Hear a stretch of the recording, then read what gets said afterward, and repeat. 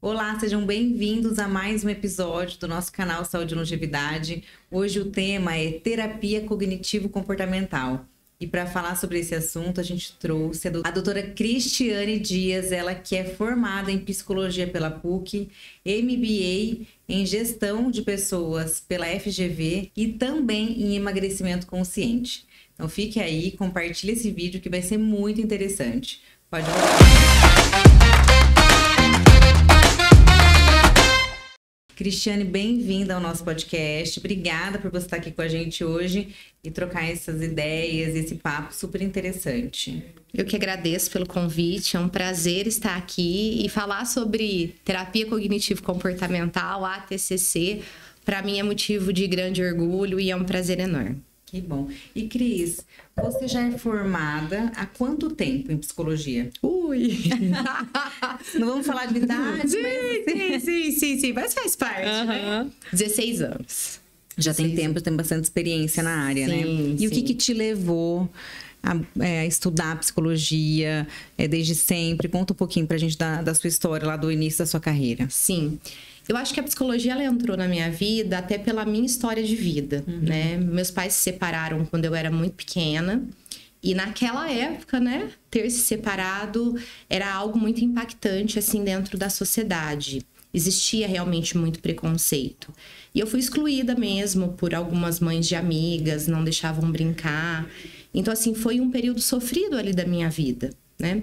E acho que com o passar do tempo, ali na adolescência, que eu fui tendo as opções de curso, como eu tinha dores ainda muito latentes dentro de mim, eu entendi que existia a possibilidade de ter algo para aliviar aquele sofrimento. E eu confesso que foi, assim, a melhor escolha que eu fiz, porque eu acho que eu pude me curar de muitas dores, de muitas dificuldades que eu carregava. E hoje eu consigo, né, ajudar tantas pessoas que sofrem, estão ali com dificuldades, não conseguem alcançar os seus objetivos. Então, assim, é uma profissão muito gratificante. E você, nesse tempo, então, que você estudou, você já foi se autoatendendo, vamos dizer assim. Eu passei, sim, por atendimento, né? É difícil a gente se atender. Mas a psicologia, ela entrou porque acho que tinham dores ali dentro de mim. E talvez ali no início foi um pouco mais até para mim entender. Mas que depois de um tempo eu consegui construir, né, ferramentas ali dentro de mim para poder ajudar os meus pacientes. Exatamente. E aí você me contou que logo que você se formou, como que foi, assim? Você não começou de cara, né, já atender e ter clínica, né? Não. Eu fiz na PUC, mas as faculdades aqui do Brasil, elas são muito psicanalistas e junguianas. Eu não tive na grade a terapia cognitivo-comportamental. Então, eu optei por não atender e fui seguir minha vida, comecei a trabalhar. Como eu trabalhava numa empresa e eu sempre gostei de estudar, eu fui fazer um MBA na Fundação Getúlio Vargas. E depois de um tempo, uma das pessoas que fazia o MBA comigo, eu vi ela postando TCC. Eu falei, gente, mas não é trabalho de conclusão de curso? O que é isso? Verdade. E aí foi quando eu me interessei. E aí eu procurei um centro especializado, entendi o que era TCC. E dali pra frente, eu abri o consultório, né? E me encantei por esse universo. E qual que seria, assim, a diferença? Porque você falou que você não se identificou com as outras linhas da psicologia. Sim.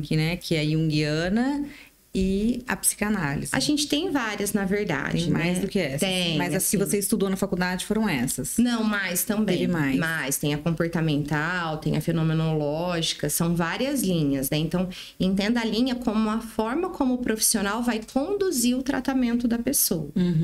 Bom, então aí você conheceu através dessa sua colega, né? Sim. A UTCC. E por quê? O que te despertou, né? O que tem de diferença nessa linha de atendimento? Qual seria o diferencial que te encantou e te fez ir para essa linha? Sim. A TCC, ela é baseada no presente. Porque por mais que as suas dificuldades foram construídas na sua história de vida, as suas dificuldades se apresentam ainda no dia de hoje. Então, ela é uma terapia focada no presente e ela tem 2 pontos fundamentais, que é dar para o paciente clareza de como ele funciona e como que ele vai montar, como que ele vai fazer essa transformação. Então, a transformação, ela é feita entendendo um pouco do funcionamento. Eu gosto muito de uma frase que a gente não muda aquilo que a gente não enxerga. Então, vamos falar que esse microfone está aqui, mas esse não é o lugar do microfone. O microfone precisa ficar aqui. Eu só consigo colocar o microfone no lugar que ele precisa a partir do momento que eu enxergo que o microfone está fora do lugar.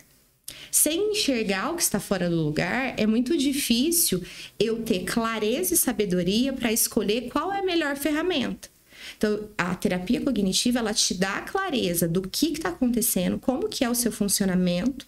Aí a gente faz a lista dessas dificuldades. Tendo claras as dificuldades, a gente pensa melhor em qual é a ferramenta que eu preciso para poder resolver. Um exemplo seria assim, eu tenho várias portas e várias chaves. Qual que é a chave para abrir aquela porta? Então, se está identificada a porta com uma folhinha amarela e na chave tem a folhinha amarela, eu sei que essa chave abre aquela porta. O que seria isso? Se eu tenho claro qual é a dificuldade, eu tenho muito mais claro qual é a ferramenta que eu vou trabalhar aquela dificuldade. E a linha de abordagem do TCC, como que ela difere das outras? Ela é uma terapia que ela é focada, como eu te falei, no presente. Então, ela vai mostrar para o paciente como ele está funcionando. Eu brinco que eu desenho, mas eu vou escrever ali para o paciente o funcionamento dele. E a partir do momento que o paciente enxerga esse funcionamento, a gente começa a trabalhar as estratégias de intervenção. De uma forma mais palpável, a TCC ela vai te ajudar a ter clareza de quais são os seus pensamentos. Por quê? Os pensamentos que mantêm as nossas dificuldades, eles são pensamentos automáticos. O que seria um pensamento automático? Eu vou pedir para você parar a sua digestão agora para mim. Você consegue? Impossível. Por quê? Quero acelerar ela, inclusive. Mas acelerar. Mesmo acelerar, você consegue acelerar? Não consigo. Por quê? Queria conseguir. Mas por que você não consegue acelerar? Que é automático, né? Então, o cérebro, ele também é um órgão do corpo humano e ele também funciona de forma automática. Só que o cérebro, ele tem dois viés, vamos dizer. Pensamentos que são automáticos, que você não controla, e tem pensamentos que você consegue ter um planejamento. Então, por exemplo, eu sei que você tem uma loja de roupa maravilhosa. Quando você vai fazer a compra para sua loja, você para ali e você vai ter pensamentos direcionados para a compra. Esses são os pensamentos que você controla. Porque você fala, eu não peguei blusa dessa cor, ou eu tenho que pôr mais peças desse jeito. Então, você tá ali controlando o teu fluxo de pensamentos. Só que no meio ali do teu planejamento, vem um pensamento que você tá preocupada com alguma coisa. Aquele pensamento foi automático. Você não tem controle. Então, a TCC, ela vai te ajudar a desenvolver uma habilidade que chama metacognição, que é você ter clareza daquilo que você pensa, clareza dos seus pensamentos automáticos. E os pensamentos, eles são muito rápidos, né? E a gente não aprendeu, a gente não vem de uma cultura que ensina a gente prestar atenção no que a gente pensa. A gente descreve muito bem o que aconteceu, o que a gente sentiu e o que a gente fez. Então, vou trazer para uma situação cotidiana. Nossa, a Maria nem me cumprimentou hoje. Eu estou descrevendo a situação. Eu fiquei muito chateada, fiquei com raiva dela. Comportamento. Eu não quero falar com ela, vou dar um gelo nela. Mas o que você pensou? O pensamento é muito difícil. Passa batido. Passa batido. Então, na terapia, o primeiro ponto é te ajudar a desenvolver a metacognição. E metacognição é uma habilidade. O que é uma habilidade? Habilidade é algo que a gente não nasceu com aquilo. E se a gente não adquirir um conhecimento e repetir, a gente morre sem ter. Por exemplo, você toca piano? Não. Eu também não. Se a gente não decidir aprender a tocar piano, a gente morre sem saber tocar piano. Se você não passa por um profissional para aprender a ter clareza dos seus pensamentos, você vai morrer sem saber dos seus pensamentos. Então, o tratamento, ele começa na identificação, em você ter clareza daquilo que você pensa, em desenvolver a metacognição. A partir do momento que o paciente ele tem mais clareza daquilo que ele pensa, a gente vai entrar com uma segunda habilidade, que é o diálogo interno, como você conversa com os seus pensamentos. Então, por exemplo, você tá lá fazendo o planejamento da loja, aí vem um pensamento na tua cabeça assim, ó. Nossa, será que tá tudo bem com a minha filha? Nossa, meu Deus, e se ela machucar lá na escola? Esse é um pensamento automático. O paciente teve clareza desse pensamento, esse é um pensamento ansioso, tá no futuro, né? Uma pergunta. Aí eu vou te ensinar como que você trabalha um pensamento ansioso. De uma forma mais rápida, até para as pessoas entenderem, eu mostro para o paciente, né? A gente tem o tempo verbal, passado, presente e futuro. E se a minha filha machucou? Será que tá tudo bem lá na escola? É um pensamento que tá em qual tempo verbal? Futuro. No futuro. Aí eu vou te ensinar a voltar para o presente. Você tá no presente, mas o seu fluxo de pensamentos está no futuro. Como que a gente volta para o presente? Com uma perguntinha que os meus pacientes, tenho certeza que a gente trabalha em ansiedade, vão saber o que está acontecendo agora. Descreva para mim qual problema você tem agora. Quando você pergunta, você estimula o teu cérebro a produzir respostas. Então, aí eu vou falar, o que está acontecendo agora? Você tem alguma ligação da escola? Você tem algum indício que isso tenha acontecido? Não. Está dentro do teu mundo interno. A gente tem 2 mundos, o mundo interno e o mundo externo. Então, o mundo interno são os meus pensamentos e o mundo externo é a realidade. Trazendo para o exemplo, e se a minha filha machucou? Mundo interno. Vou voltar para o presente. Mas o que está acontecendo agora? Não, agora eu estou aqui na mesa fazendo o planejamento das compras da loja. Na verdade, conversando assim com você, eu começo a perceber que todo mundo precisa fazer a terapia. Né? Porque assim, quem que não para uma hora e fica, ai, se eu essa semana, ai, mas e se eu tivesse, não sei o que, meu marido falou, se não volta, não vai resolver tua vida. Uhum. E se? E é bem o que você tá falando. E se, né? A gente às vezes para assim e vem na nossa cabeça pensamentos que a gente não controla. E que, na verdade, não vão resolver a nossa vida. Sim. Né? E aí, como que todo mundo precisa, né? Da terapia. Às vezes a gente acha assim, eu preciso procurar terapia para resolver um problema, né? Um trauma, enfim. Uhum. Algo que incomode, de fato, a pessoa, né? Mas, na verdade, é o que você falou. Se a gente não aprender a tocar piano, a gente morre sem aprender a tocar piano, né? Uhum, e muitas pessoas, assim, não têm interesse, eu acho, que não precisam aprender a controlar os pensamentos, né? Sim. Ou então, a se entender, né? O autoconhecimento. Sim. Né? Que se a gente parar pra pensar, a gente não se conhece. Sim, né? É muito difícil, tô tentando até lembrar aqui, tem pacientes que têm mais facilidade, uns mais dificuldades na identificação, mas todos conseguem identificar, né, depois de um tempo de terapia. Mas assim, chega na clínica perdido, quando eu pergunto, o que você pensou? Não pensei em nada.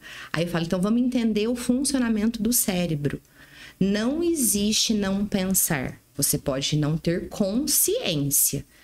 Tá? Então, por quê? Porque pensamento gera emoção que influencia comportamento. O cérebro, ele é uma circuitaria.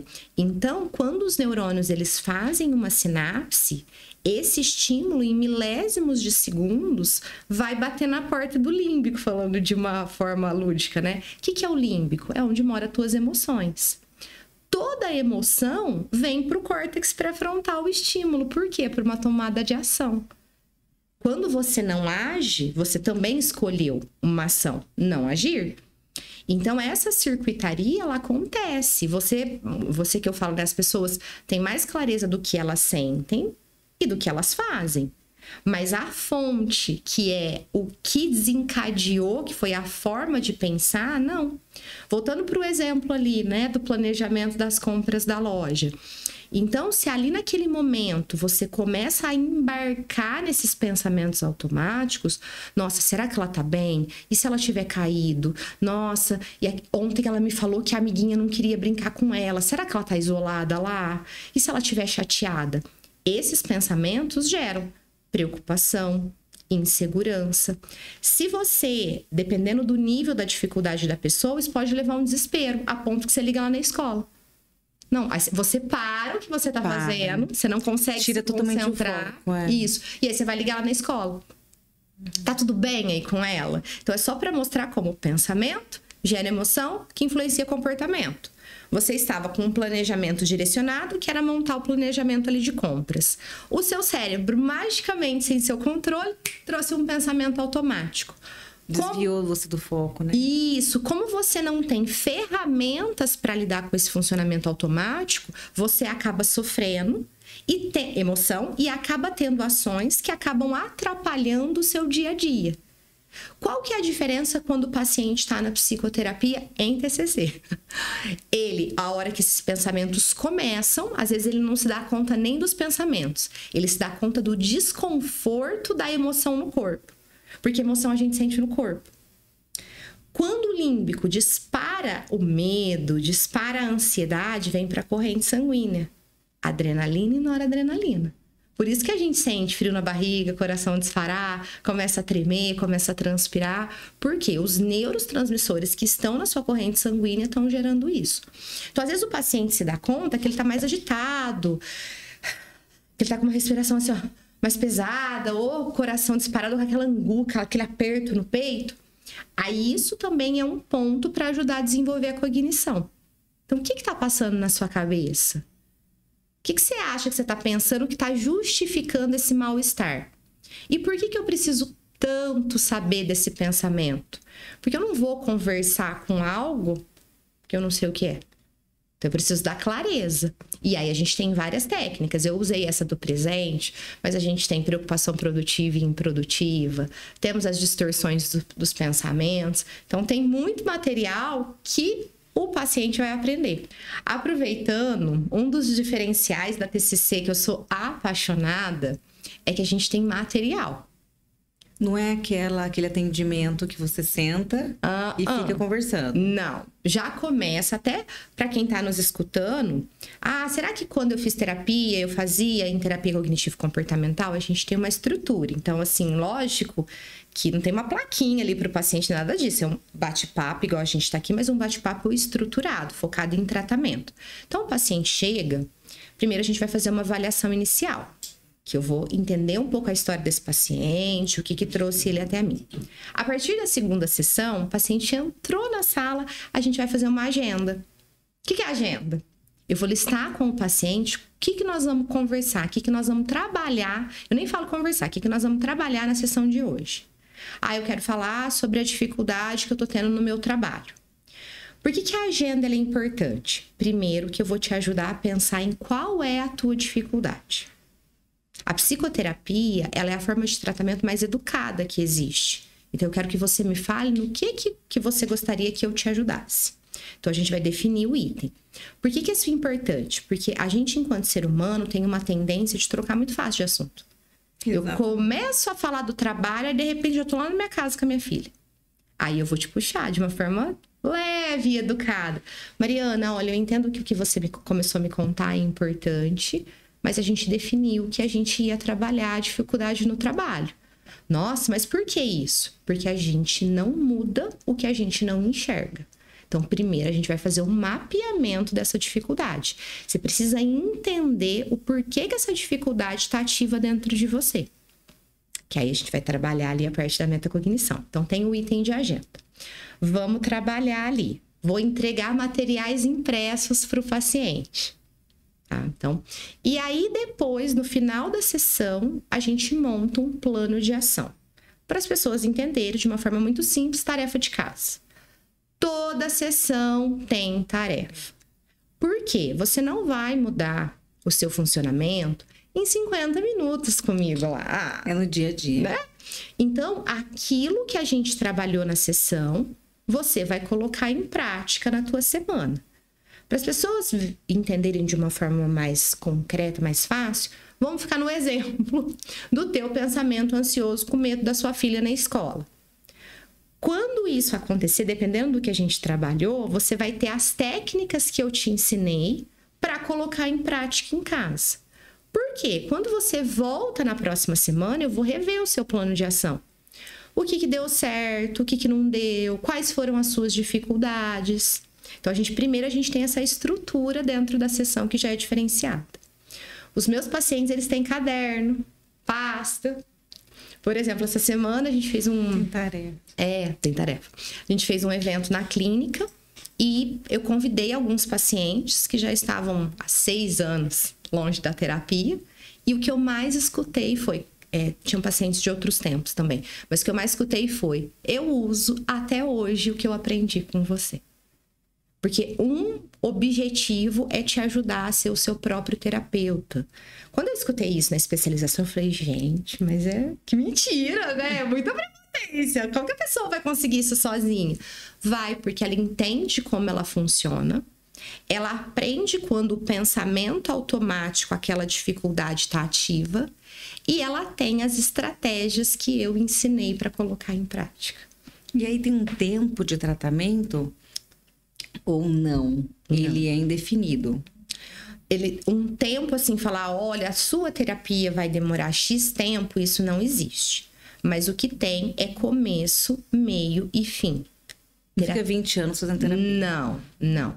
É claro que, até para explicar isso, eu gosto de um exemplo que eu uso, que a gente tem uma escadinha. Então, primeiro a gente tem a pessoa com dificuldade. Eu fico mais ansiosa, mas assim, eu ainda consigo fazer as minhas coisas, não gera tanto prejuízo. Mas ela iria ter muitos benefícios de fazer terapia. Mas é um nível de dificuldade, aí vamos dizer, número 1. Depois, a segunda pessoa, ela tem traços de um transtorno mental. Então, o nível de ansiedade que ela sente é maior. E qual que é o problema disso? Os prejuízos na vida dela é maior comparado à pessoa número 1. Depois, a gente vai ter a pessoa que se encaixa dentro de um diagnóstico de algum transtorno mental. Dificuldade 3. Ela sofre muito mais e ela tem muito mais prejuízos na sua vida, muito mais problemas, muito mais dificuldades. Então, cada paciente vai estar num nível da escadinha, vamos pensar assim. Um tipo de transtorno, era até isso que eu ia te perguntar. Quais são os principais transtornos que a TCC, né, auxilia ou ajuda no tratamento? Sim. Além da ansiedade, enfim, que você trouxe. Eu vou responder, não a minha opinião. Eu vou responder o que a ciência nos coloca, tá? A TCC ela é considerada padrão ouro para tratar transtornos mentais. O que seria padrão ouro? Quando a gente pensa em câncer, qual é o padrão ouro que a gente tem? Quimioterapia. Então, quando a gente pensa tratar transtornos mentais, que a gente tem muitos, padrão ouro, TCC.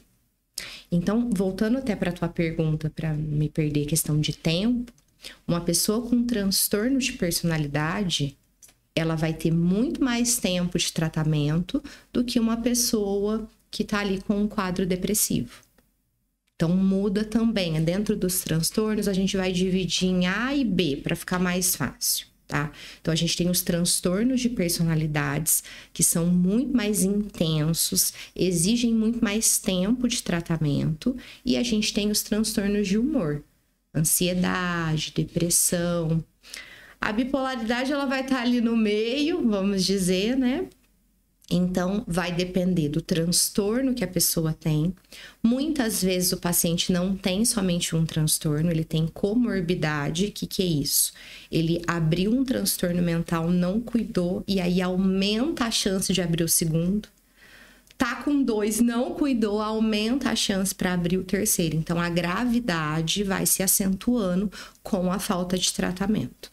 Achei legal quando você fala sobre a forma que é feita a abordagem, com tarefa, com caderno, de não desviar o assunto do que de fato você está tratando. Sim. Porque esses dias eu ouvi de uma pessoa assim, né? Eu ia na psicóloga, mas eu parei de ir, até eu encontrei um dia com ela na rua, e ela, você não foi mais, né? Aí a pessoa respondeu assim para ela, eu não, acho que você já tá até cansada de ouvir toda vez a mesma coisa. Sim. Aí ela falando na inocência dela, né? Ela estava cansada, eu ia lá toda vez, eu falava a mesma coisa para ela, acho que ela não estava mais aguentando me ouvir. Aí eu nem falei nada, mas eu imaginei assim, gente, mas toda vez a mesma coisa? Sim. Imagina você ficar 1 ano, uma vez por semana, Porque quando a pessoa tá muito mal naquele assunto, ela não digeriu, ou, né, enfim, alguma dor, uma coisa que tá difícil dela superar, ela quer falar sobre aquilo, né? Sim. E aí eu acho que eu não sei qual seria a linha de tratamento, né? Essa abordagem, mas como é diferente, né? E como que a gente pode visualizar só numa conversa que não tem como o resultado também não ser diferente.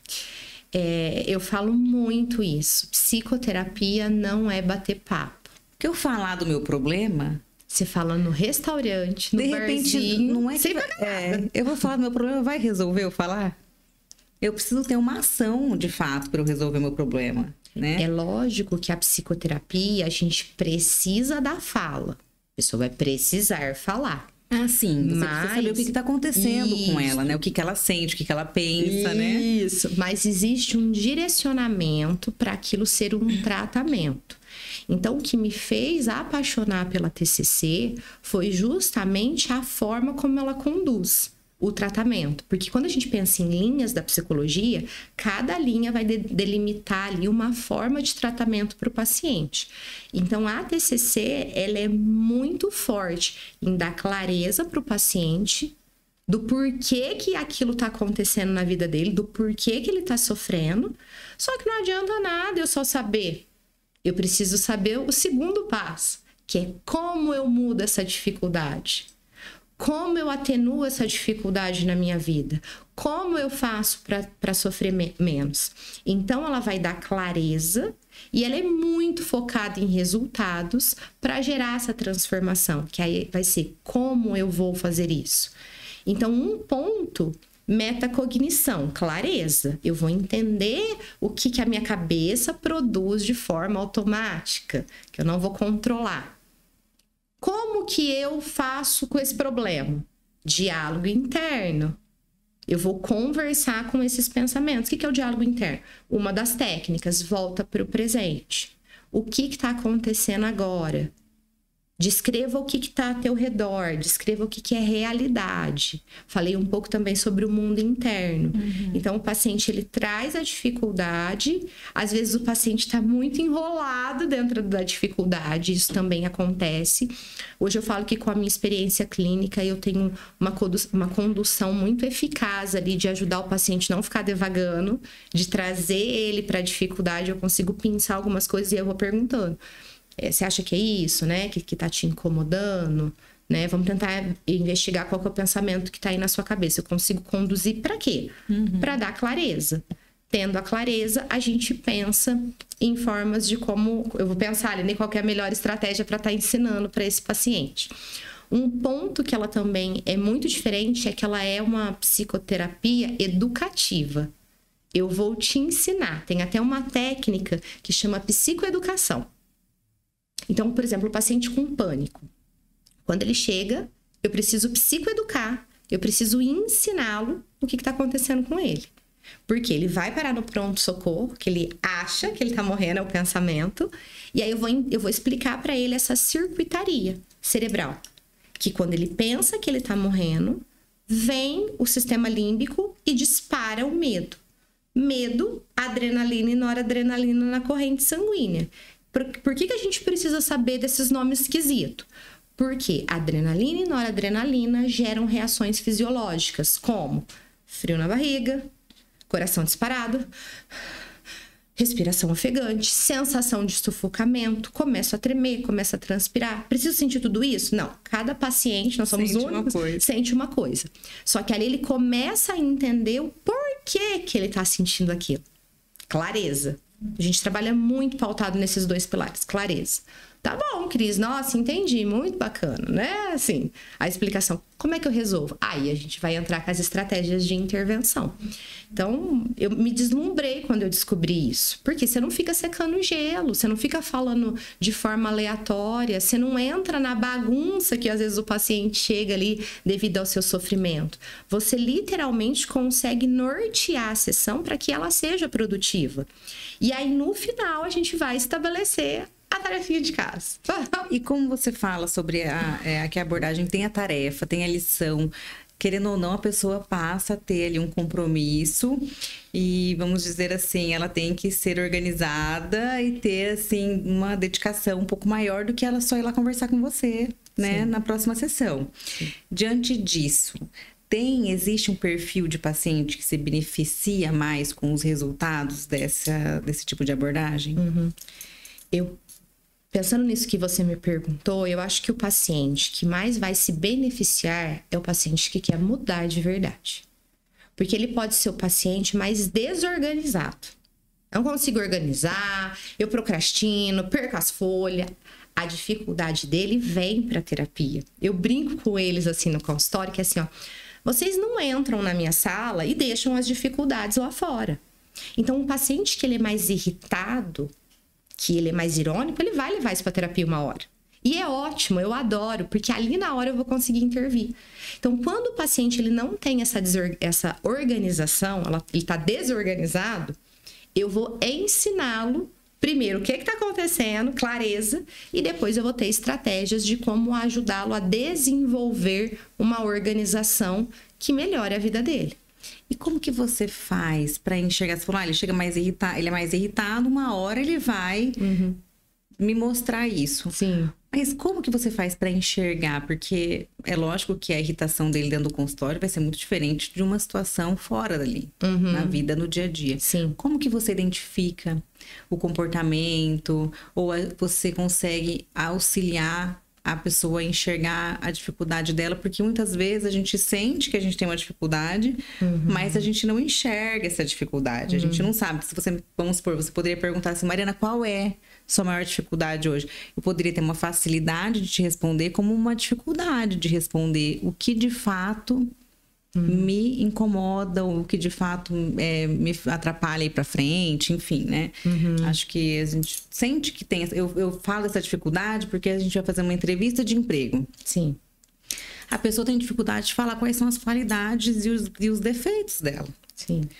Né? A gente tem dificuldade de enxergar qual é a nossa qualidade e o nosso defeito numa entrevista de emprego. Né? Então, imagino para você como é você tirar da pessoa fragilizada, né, o problema dela.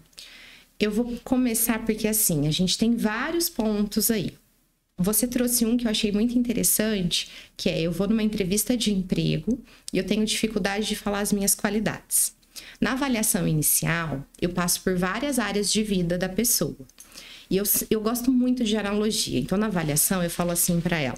Explico já que eu gosto de analogia, para ela não se assustar, né? Eu falo, vai fazer sentido. Calma. O ser humano é como uma mexerica. Como assim, como uma mexerica? Todo enrugado. Não nesse sentido. Nós estamos meio mexerica alguma. Para nesse sentido, não. Por que uma mexerica? Porque quando você pega uma mexerica, se você nunca tivesse visto uma mexerica, você ia achar que era uma bolinha. Uma coisa só. Sei lá, um negócio redondo. Eu olho por fora e é aquilo. Ser humano. Estou vendo a Mariana. Você está vendo a Cristiane. Na terapia, eu começo a arrancar essa casquinha.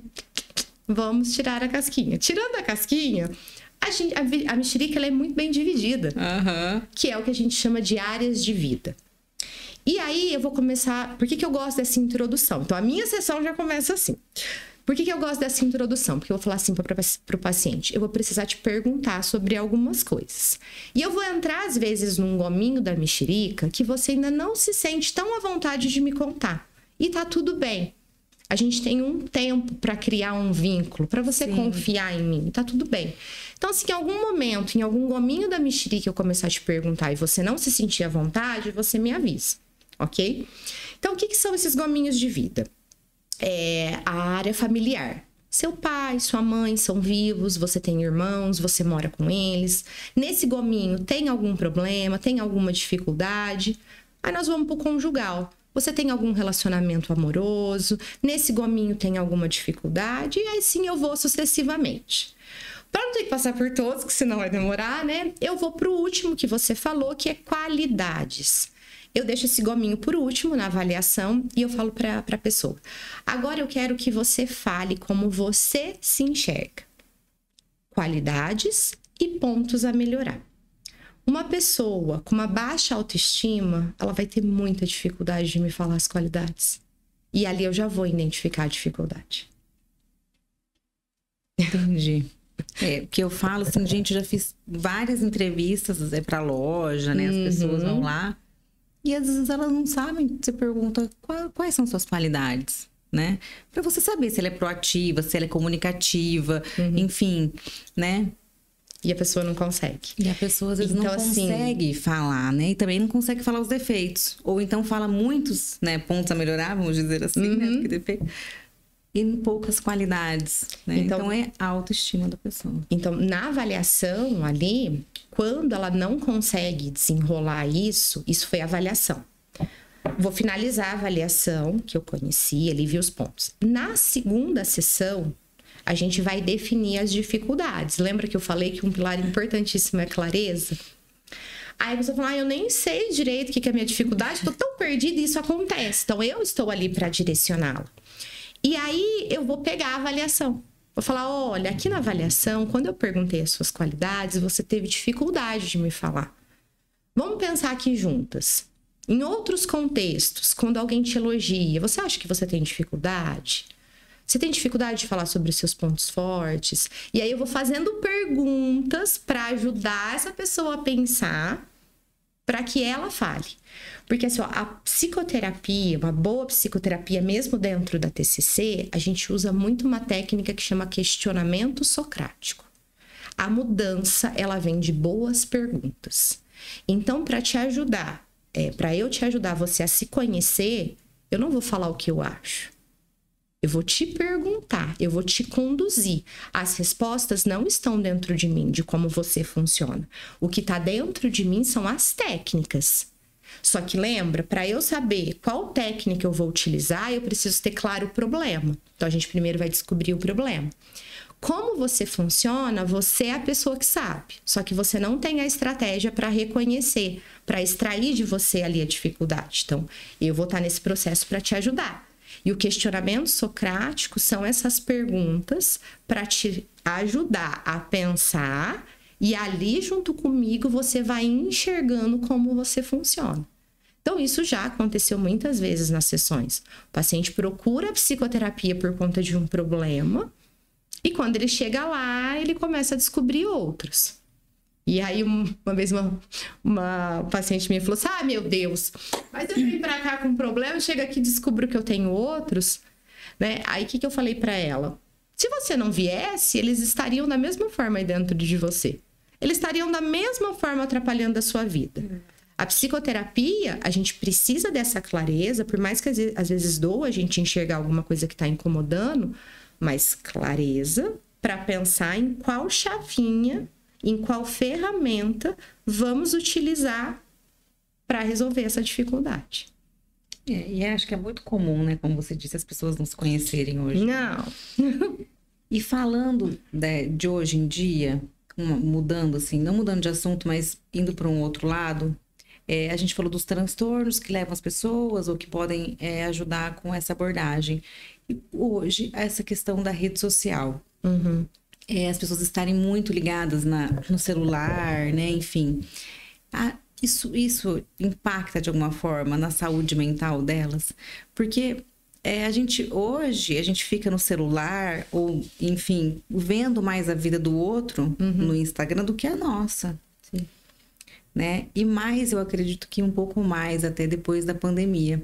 Hoje eu fui no correio, você vai me responder depois se no teu consultório mudou depois da pandemia. Porque eu fui no correio e aí o tempo do Sedex mudou. Eu falei, nossa, mas antes era, né, mais rápido. Depois da pandemia... Gente, até no correio as coisas mudaram depois da pandemia. E as pessoas, como que a pandemia impactou a vida delas? Como que a rede social impacta a vida delas? Como que você sentiu depois desse período que a gente passou lá no consultório? Então, vou começar pelas redes sociais. Misturei duas perguntas, né? Estava falando da rede social e a pandemia, mas é porque as pessoas ficaram mais no celular depois da pandemia, parece, né? Consumindo mais pela internet, né? Sim. Isso foi até legal acontecer. Vamos pensar o que eu falei, fazer um paralelo de algo que eu já trouxe, né? Ali na hora da sessão, se isso aconteceu aqui na entrevista, imagina imagina o paciente ali na psicoterapia. Ele começa a misturar as coisas. Então, isso atrapalha na clareza. Então, por isso que o item de agenda, lembra que eu falei? Ele serve... E olha que eu tô com as perguntas aqui. Ele serve para nortear, porque é aquilo que eu falei, a gente tem a tendência. Não adianta a gente querer fugir do nosso funcionamento inato. O nosso funcionamento inato, que eu brinco que tá no nosso DNA, a gente não muda. A gente enxerga e cria as estratégias para não se prejudicar, para não embarcar no que precisa, para não ampliar sofrimento. Mas voltando, da rede social, eu vejo assim, tem muitos impactos negativos, mas para a gente falar de uma forma mais sucinta, a gente ficou muito mais imediatista e com muita dificuldade de realização de atividades enfadonhas. O que é isso? Atividades que exigem gasto de energia, que você precisa pensar, atividades que são chatas, difíceis, que exigem aquele esforço. Então, a rede social, na verdade, não só a rede social, a tecnologia, ela impactou muito nisso. A gente tem muito menos paciência, a gente quer as coisas muito mais rápido. Quando a gente precisa estudar, a gente tem muito mais dificuldade de concentração. E aí a gente... Porque fica o celular ali do lado, né? E aí, porque assim, ó, o cérebro, ele não é um músculo, mas ele se comporta como se ele fosse um músculo. O que é isso? Eu vou na academia, se eu começo a fazer bíceps, meu bíceps vai começar a ficar durinho. Se eu paro, meu bíceps vai começar, né, a amolecer de novo. O cérebro, o que acontece? Ele é plástico, entende isso? Ele é elástico. Então, se eu começo a dar muita coisa rápida para o meu cérebro, jogo, rolo feed, assisto as coisas na velocidade 2, escuto as coisas na velocidade 2, meu cérebro vai começar a querer o quê? Só isso. Quando eu precisar estudar, eu vou penar. Eu vou penar para me concentrar. E aí, já aproveitando, a gente entra nessa onda que agora... grande parte da população, eu ia falar todo mundo, mas eu estaria exagerando, né? Grande parte da população fala que tem TDAH. Muitas vezes não é. Você está alimentando o seu cérebro somente com estímulos muito rápidos, e aí quando você vai estudar, o seu cérebro perdeu. Lembra que eu dei o exemplo do bíceps? Ele perdeu a musculatura. Ele perdeu a resistência mental para fazer a força que ele precisava. Então, muita gente, até aproveitando, gente, tomem cuidado. Muitas pessoas com diagnóstico errado. Muitas vezes você não tem. Na verdade, é que você está dando esse tipo de alimento para o teu cérebro e quando você precisa fazer uma atividade mais lenta, que exige que você gaste energia, que você precisa pensar, o teu foco de atenção está muito baixo. Não, e o que eu falei você vê da pandemia, porque na pandemia as pessoas ficaram em casa no celular. Sim. Elas passaram a comprar pela internet, elas passaram a consumir pela internet, né? Não só consumir conteúdo, mas consumir também tudo que elas precisam para casa dela. Sim, sim. Compram no mercado, pela internet, e quando elas saem de casa, elas não têm paciência para estacionar o carro, elas não têm paciência para esperar ser atendido na loja, elas não têm paciência para fila do mercado, quando na verdade é tão saudável, né? Então você ir a um lugar, você conversar com pessoas, você se relacionar, você conhecer novas pessoas, né? Mas isso se perdeu, eu acho, um pouco depois. E agravou essa questão da rede social. Hoje, você vê, a rede social, as pessoas passaram a vender as coisas pelo Instagram. Sim. Coisa que não existia tanto antes, né? E, ao mesmo tempo, as pessoas passaram a consumir mais também. Sim. A ficar mais tempo. Eu fico vendo gente que chega em casa depois do trabalho, 6 horas da tarde, ao invés de ficar com a família, ela fica no celular. Só que nisso vem as crianças, que também estão consumindo muito o celular. Então, se hoje você já está conseguindo ver que muitas pessoas têm sido diagnosticadas de forma errada por uma questão do consumo da rede social, como que vai ser essas crianças daqui 10 anos, né? Que nasceram nessa era já totalmente tecnológica. Como que elas vão pensar para estudar, sendo que hoje elas digitam no Google? Na nossa época não existia isso. Não. Você tinha que pesquisar no livro. Sim. Né? Hoje as crianças estão achando ruim de não poder levar o celular na escola. Sendo que só do aparelho estar dentro da bolsa tira a concentração delas. Sim. Da ansiedade de poder olhar se tem uma mensagem. Sim. Me veio aqui na cabeça, né? Alguns pacientes adolescentes que chegaram ali no consultório, uns com suspeita de TDAH, né? Mas porque o TDAH, ele pode ser 3 em 1, vamos pensar assim. Eu posso ter transtorno de déficit de atenção, eu posso ter transtorno de déficit de atenção e hiperatividade, e eu posso ter os dois. Mas quando a gente, nesse assunto que a gente estava falando, se encaixa mais o déficit de atenção. Então, para as pessoas entenderem, o cérebro, ele trabalha por repetição. Até falar de uma forma pausada, para entrar na cabeça. Repetição. Então, se você repete muito algo, ele quer aquilo, porque ele se acostuma com aquilo, seja bom ou ruim para você. O cérebro não avalia isso. Ele vai avaliar a repetição. Repetiu, entrou no piloto automático. Por que ele quer isso? Porque o cérebro gasta muita energia. É caro para o cérebro a energia. Pode ver o tanto que a gente precisa comer para poder se manter vivo. Então, é caro ali o processo. Então, por isso que o cérebro gosta tanto de economizar energia. A gente acredite ou não, porque a gente não enxerga, né?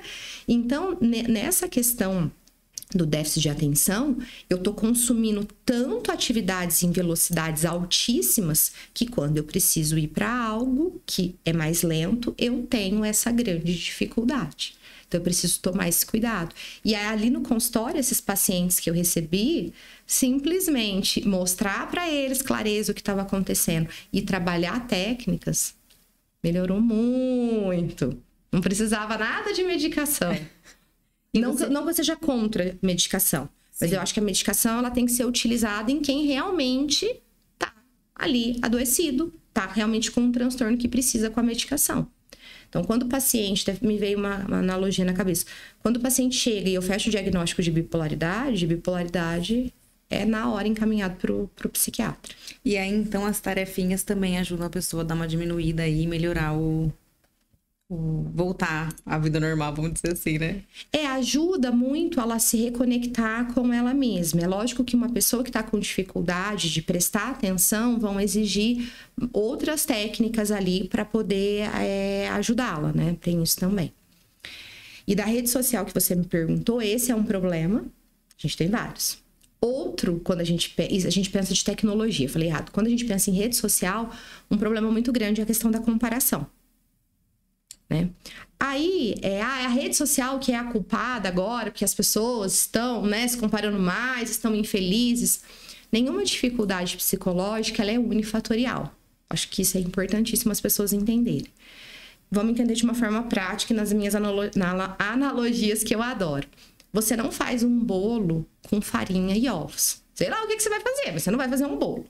Quando a gente pensa em dificuldade psicológica, mesmo que não seja transtorno mental, não é unifatorial, não é um evento que determina que você vai ter aquela dificuldade. Isso a gente vê embasado na ciência. Por exemplo, uma pessoa que foi assaltada, quer dizer, não são todas as pessoas que são assaltadas que desenvolvem transtorno de estresse pós-traumático. Por quê?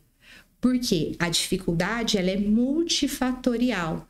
Personalidade, história de vida, genética, eventos difíceis na trajetória de vida dela e o que a gente chama que é o precipitante, de forma teórica. Para as pessoas entenderem, eu brinco que é a gota d'água que caiu no copo e fez o copo derramar.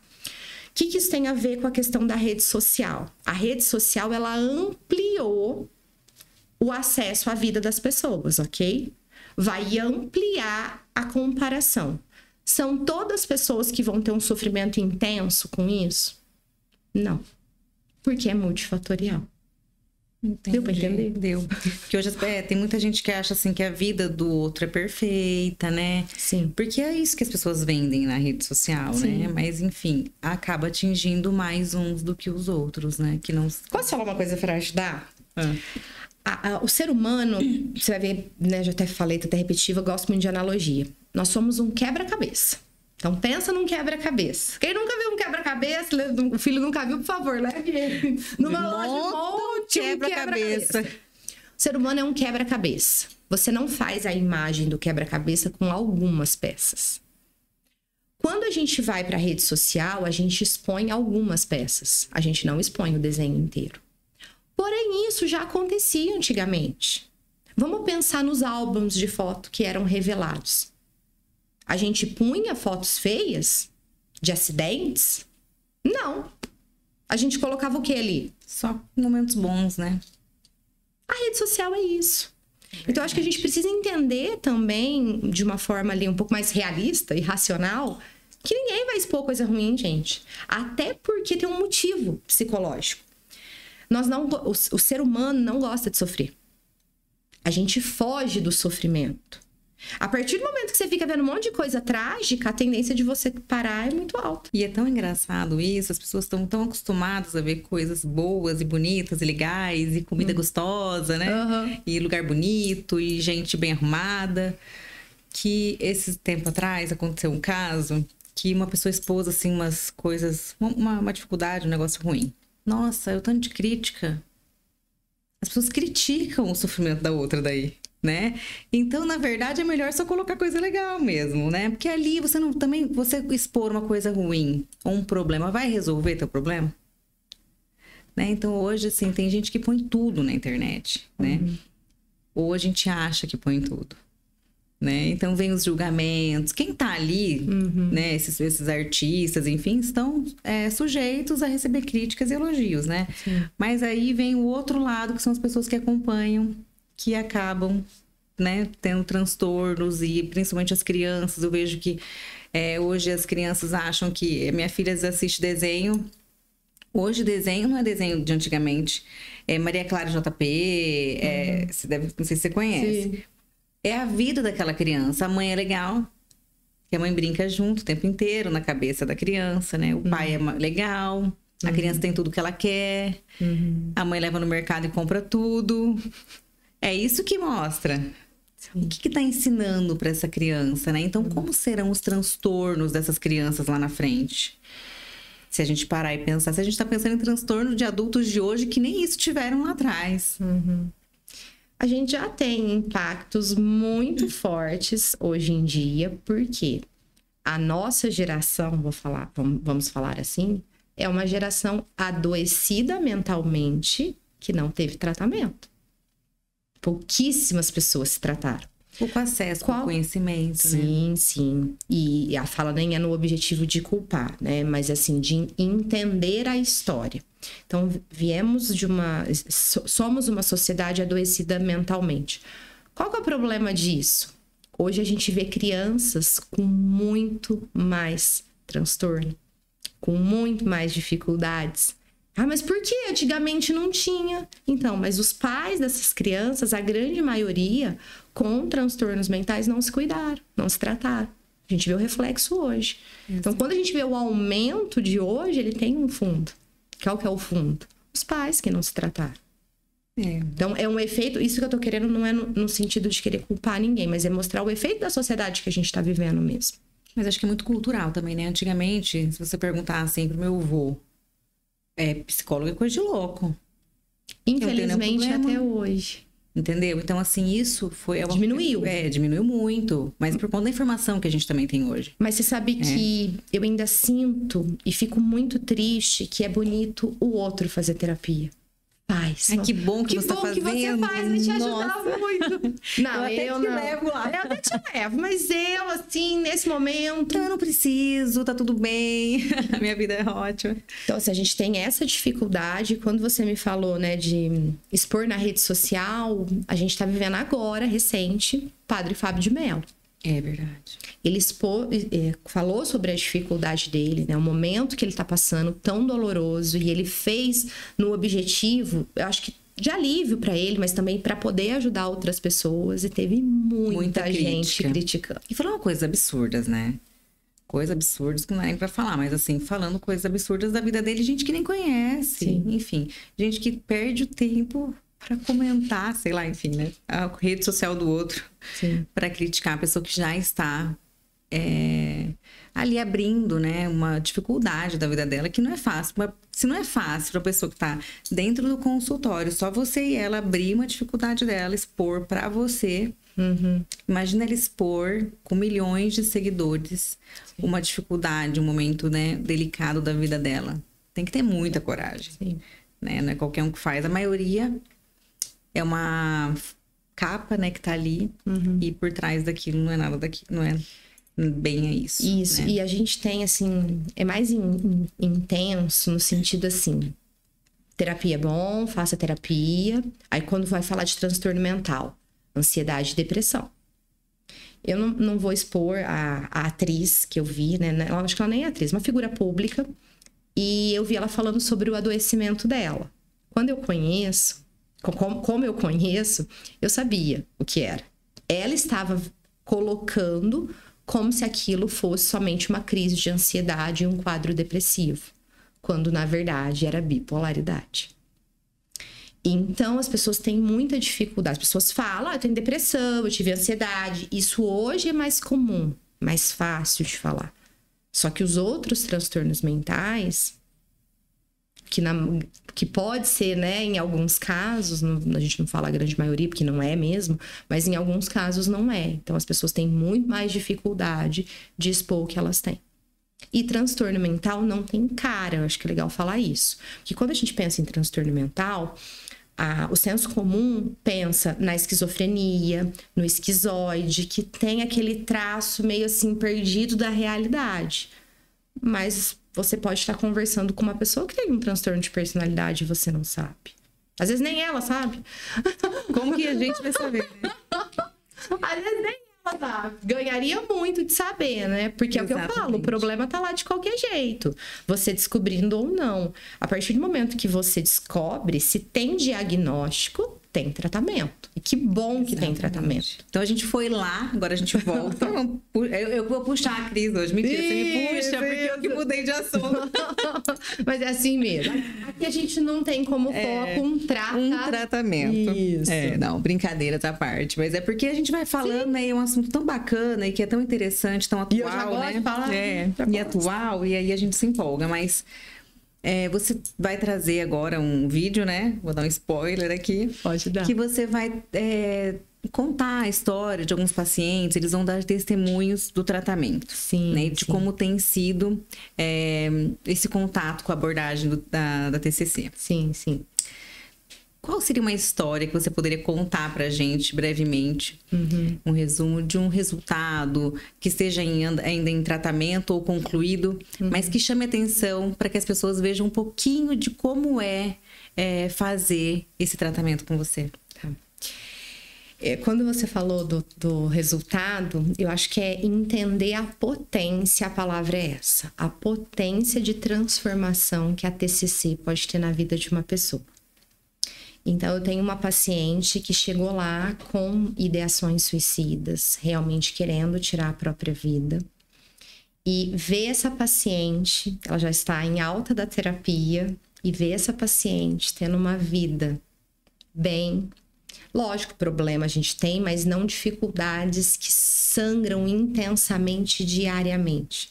Então, essa minha paciente consegue ter uma normalidade dentro da vida dela, porque uma coisa que é bacana falar, se alguém te vender isso, jamais acredite, transtorno mental não tem cura. A gente não fala de cura, a gente fala de remissão dos sintomas, parcial ou total.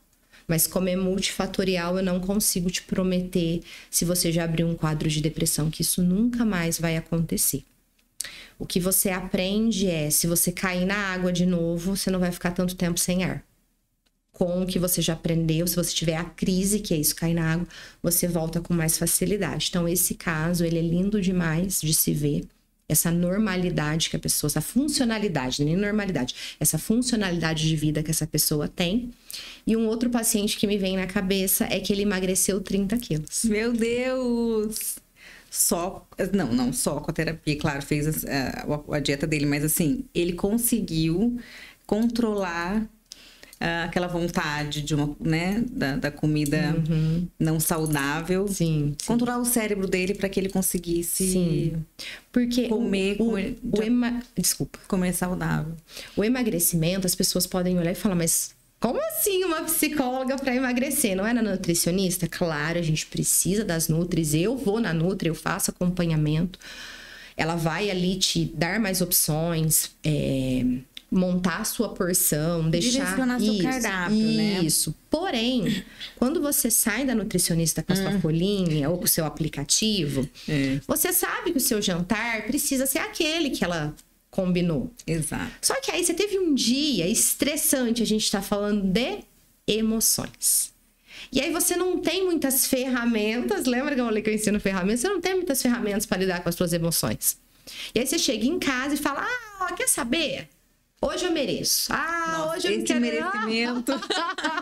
Eu mereço. O que tem por trás do eu mereço? Uma dificuldade muito grande de você frear a sua vontade. O ser humano, a gente tem aqui no córtex pré-frontal o que a gente chama de funções executivas. É a parte mais nobre do cérebro. Tanto que é somente o ser humano que tem, tá? Existe uma parte dentro das funções executivas que chama freio inibitório. O freio inibitório, de uma forma resumida e prática, é a sua capacidade de frear suas emoções. Toda emoção, ela te impulsiona para uma ação. Então, vamos falar que alguém grita com você ou alguém te corta no trânsito, você tem vontade de brigar com a pessoa. Vontade. O teu freio inibitório te controla. O paciente do emagrecimento, ele tem o freio inibitório, mas ele não consegue usar na comida. Porque ele chega em casa, ele tá com muita raiva, ele tá estressado, ele tá irritado. E aí, emoção, corrente sanguínea, lembra? O cérebro já aprendeu que para amenizar esse mal-estar, uma dopamina rapidinha que você ingere vai te dar uma aliviada. E aí ele não tem controle para segurar essa vontade. Ele é dominado pela vontade. Então, um dos benefícios da psicoterapia, vou até ser repetitiva, te ensinar como é que você funciona, mas ali você vai aprender a ter técnicas para você estar no controle das suas emoções e não as suas emoções te controlando.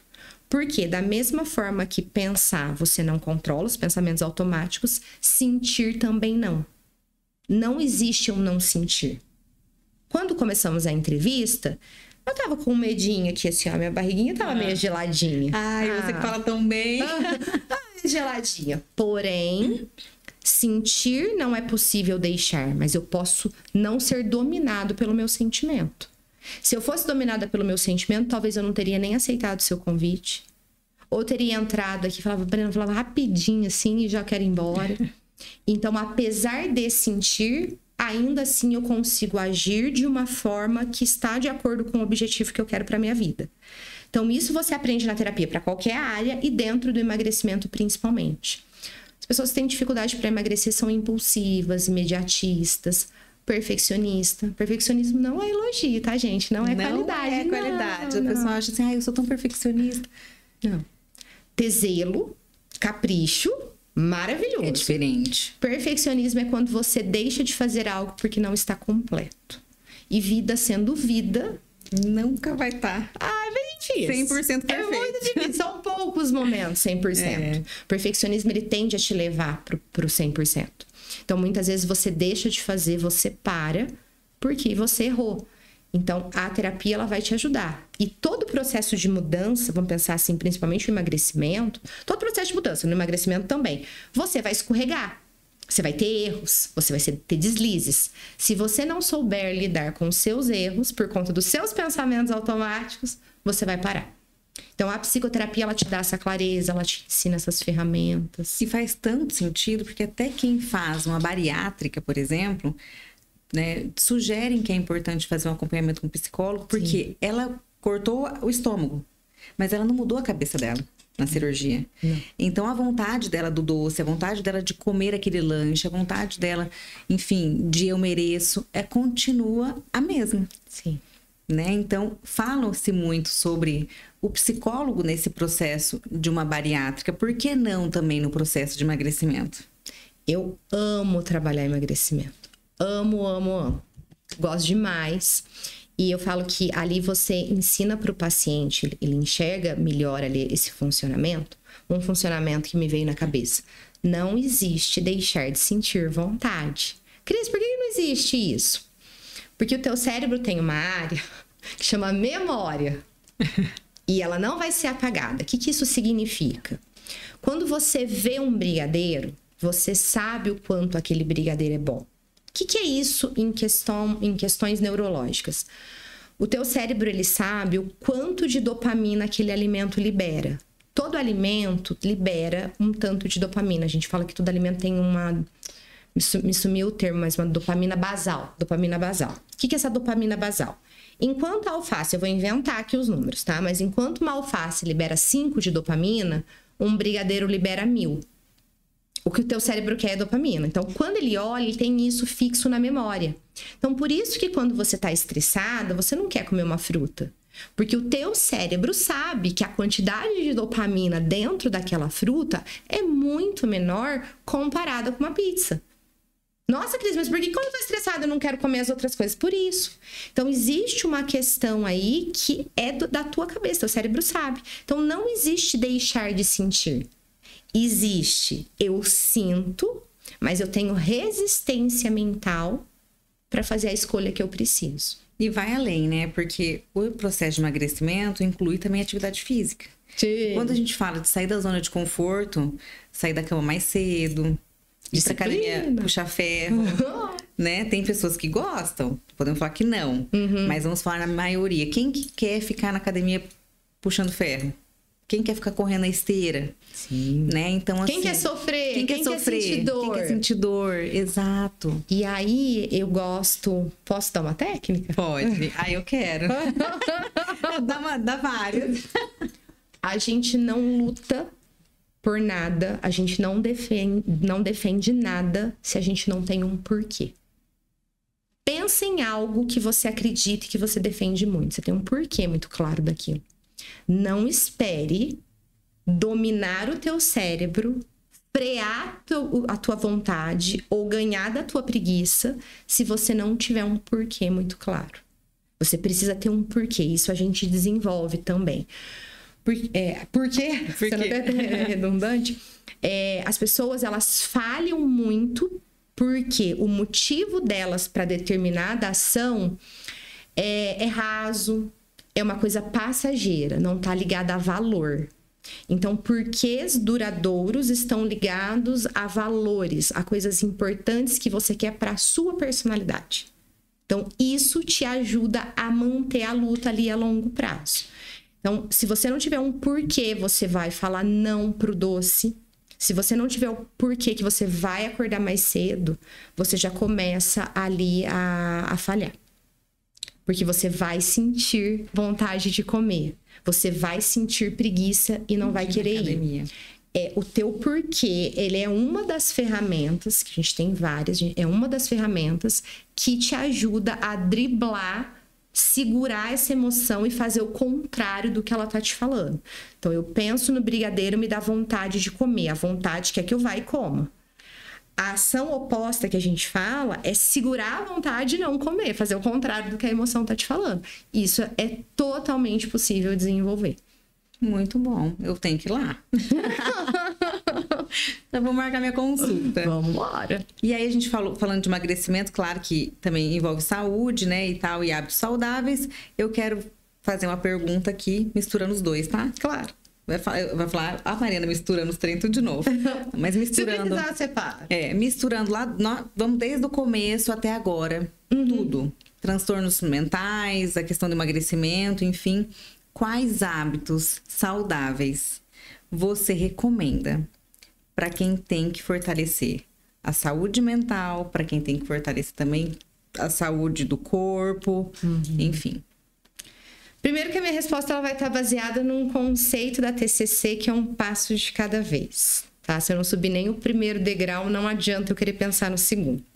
Gosto de uma analogia, não adianta eu pensar no segundo gol se eu ainda não fiz o primeiro. Então, o primeiro passo, o alicerce, a estrutura se chama sono. Sono é protetivo contra transtornos mentais.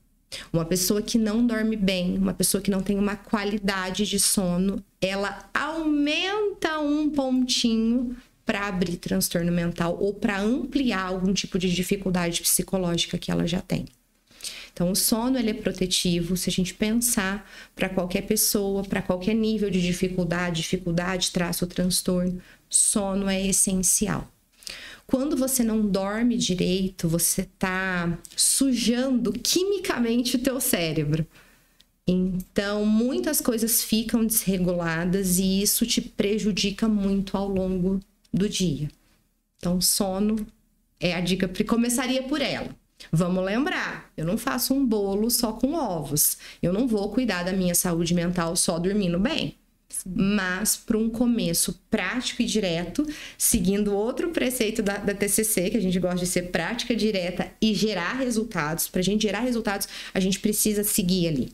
Então, comece pelo seu sono. Bom, então como você disse que só depois do primeiro gol que a gente vai fazer o segundo, vamos começar dormindo bem, né? Sim, sim. Então, já ajuda muita coisa. Já. E tem alguma dica para dormir bem? A gente tem Quem tem dificuldade, né? Então, você vai ver que a TCC ela é muito específica. A gente tem dificuldade de generalizar. Por quê? Eu preciso entender qual está sendo a dificuldade de sono para dormir. Né? Lógico que a gente tem os passos aí da higiene do sono, para estar colocando esse sono aí em dia. Diminuição de cafeína, você ter um horário fixo. Vou trazer até para psicologia mesmo, para dentro da TCC. Um horário fixo. O cérebro ama repetição. Cris, por que ele ama repetição? Ele não gasta energia, ele diminui o gasto de energia dele. Então, quando ele já sabe o que vai acontecer... Criar uma rotina. Isso. Então, você ter um horário fixo é muito bom. E aí, já que você queria mais uma dica, eu vou te dar mais uma dica. Ai, gente, por quê? Porque assim, né? Você fala, dentro do sono, às vezes vão aparecer dificuldades. O que eu pensei? Lembrei que você tem filha, né? E vamos pensar uma pessoa que tem um filho até menor. Vai me escutar falar, bonitinha, né? Não tem filho e quer que eu durmo lindamente. Todos os dias às 9. Isso, perfeitamente. E aí, já entendendo um pouco mais de como a TCC funciona, a gente tem o que a gente chama de distorção cognitiva. O que é distorção cognitiva? Vamos falar que eu te dei um óculos de grau muito forte. E aí eu te dou um texto para você ler. Como é que você vê as letras desse texto? Tudo embaralhado. Tudo embaralhado. Existe dentro do nosso cérebro, porque só pensamento seria muito simples, né? Sim. Dentro do nosso cérebro tem o que a gente chama de distorções cognitivas. E o paciente ganha uma folhinha com todas as distorções, tá? E ele vai entender como que funciona. E tem uma distorção que chama tudo ou nada. Que aí eu vou trazer para o contexto do que a gente está falando, que é o sono. Já que eu não consigo ter uma rotina de sono fixa, todos os dias dormir às 9, então eu nem tenho rotina. Então eu nem faço nada, eu nem penso, entendeu? Eu não me elaboro, não me planejo. Você pode não fazer a maior parte dos dias, ou alguns dias, mas vamos tentar fazer o que seja possível ali dentro da tua realidade. O tudo ou nada, quando ele encontra um problema, ele abandona. Ele desiste. Ele não faz. O tudo ou nada, ele casou com o perfeccionismo. Entendi. E aí eu começo a explicar. Isso é a minha sessão. O que eu tô fazendo aqui, lógico, vai depender da dificuldade do paciente, mas a minha forma de condução é a que eu tô tendo aqui com você.